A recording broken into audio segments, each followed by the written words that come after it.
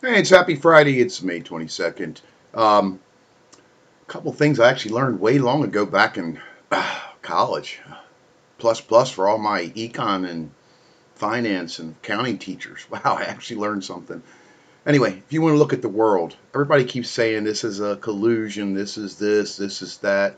Hey, it's okay. It's good venting. You can believe whatever you want.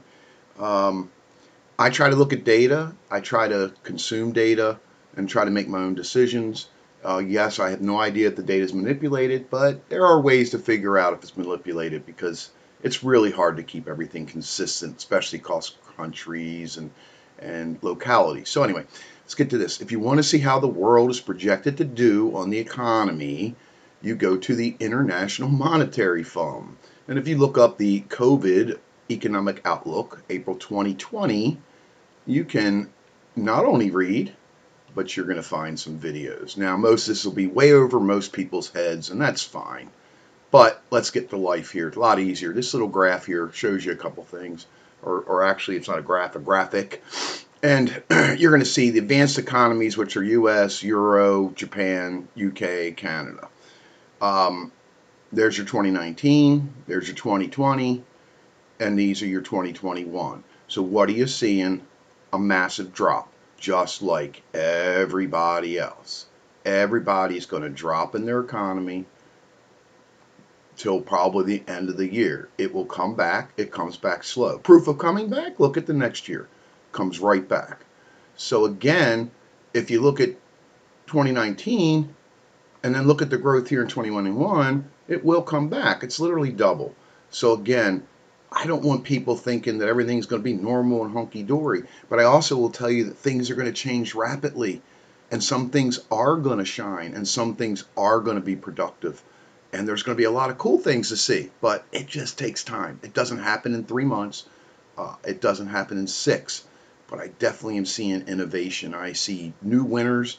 I'm sorry for people that lose. I'm sorry for any business that goes through bankruptcy. But believe it or not, people I interviewed in the 80s that were entrepreneurs pretty much told me it takes 2 or 3 bankruptcies to get the right one.